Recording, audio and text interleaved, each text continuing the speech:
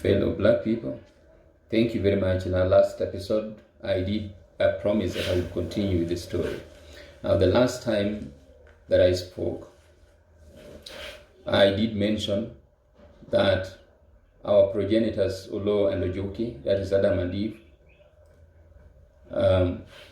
as plagiarized by the white man.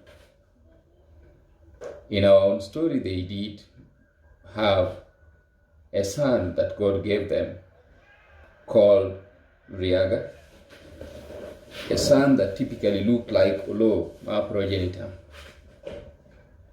Now, as I had said, Wagunda became jealous of the true Son of Man and decided to kill him. So when he killed Riaga, Ruth Nyasaye Bongwere Nyakalaga commanded him out of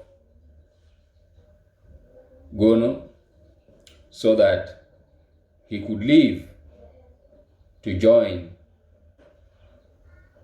his father Obel, the devil, and the community which the 7 fallen angels had started. Now, as I said earlier, Obel and 2 other male fallen angels married 3 of the 4 female fallen angels, so each had a wife, and so each couple had started families.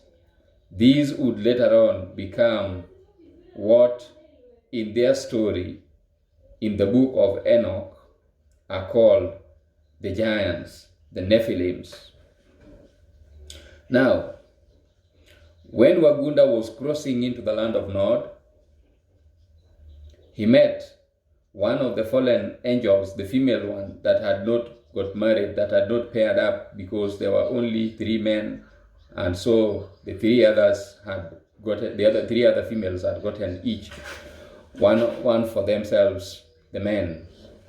So the lady met Wagunda when Wagunda was crossing, searching for his father. Of course, on his forehead, as I had said, there was a symbol that had been put, a sign that would be used to identify him, or that those in the land of Nod, the offsprings of the fallen angels, or the fallen angels and their offsprings, who also bore the same sign. That was a sign that had been put on their forehead when they were thrown from the heavens, that indicated that they were thrown away. They were the fallen angels as a mark of identity. So this female fallen angel identified Wagunda and took Wagunda with him. When Wagunda reached Putmudo, that is the land of darkness, hell, he was met with a lot of ululation celebrations, and so in his honor, Obel declared celebrations for days. He was celebrated, and in the end, he was paired up with the fallen female angel, the female fallen angel who had welcomed him. And so he was given space, he married, established himself, and gave birth to his offspring. These offsprings would later on become the forefathers of Noah, and of course, the rest of the story of Wagunda can be found in the Bible, which they transliterated and mistranslated and mistransliterated in their own interest. But to that extent, I give credit to some of the information that is available in their holy book called Bible.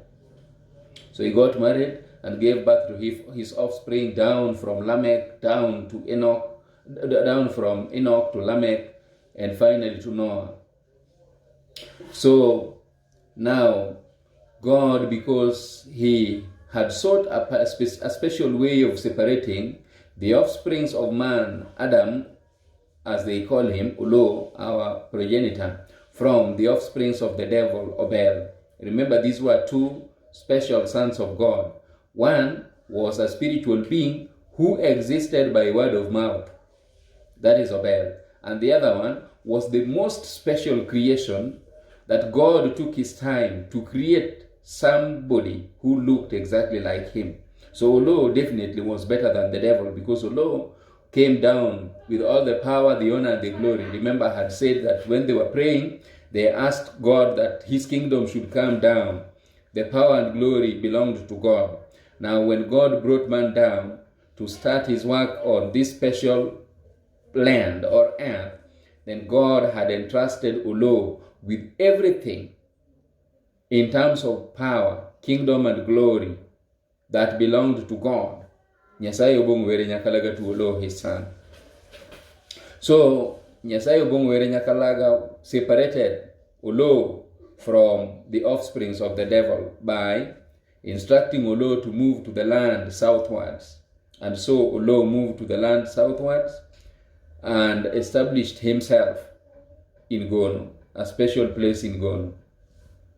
So when Olo had established himself, God rewarded Olo with another son who looked like him again, called Seth in their language, but called Mitch in our language.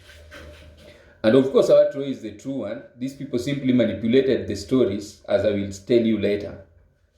So, God, having rewarded Olo with another son, blessed him with Mitch. Mitch is gift in Wagunda's language. He called him gift. So he was gifted another son. So Olo established his kingdom, established his family, and gave birth to 24 children, 12 male and 12 female. I will talk about their names later.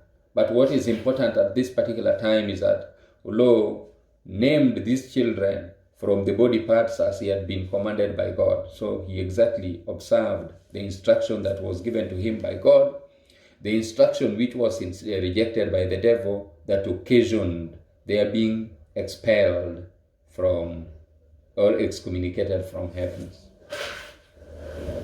Now, what is important is that at the beginning of this discussion, I had mentioned that I would be, my interest is to establish or help you establish the fundamental differences and why we are completely different from the Shemites, the Hamites, and people from Japheth. We do not belong together. Now, with respect to that, the black man established his kingdom and was doing very well. So much later, when Olo became very old, God decided that he should choose from among the great-great-great-grandchildren of Olo one whom pleased him, or in whom he was pleased, to make king, to rule the earth on behalf of Olo, who was now getting very old. And so at that particular point, God appointed Chiel, who was a great-great-great-great-grandchild of Olo, blessed him and asked Olo to confer all the powers, honors, and glory that the kingdom of God through man was identified with to Chiel.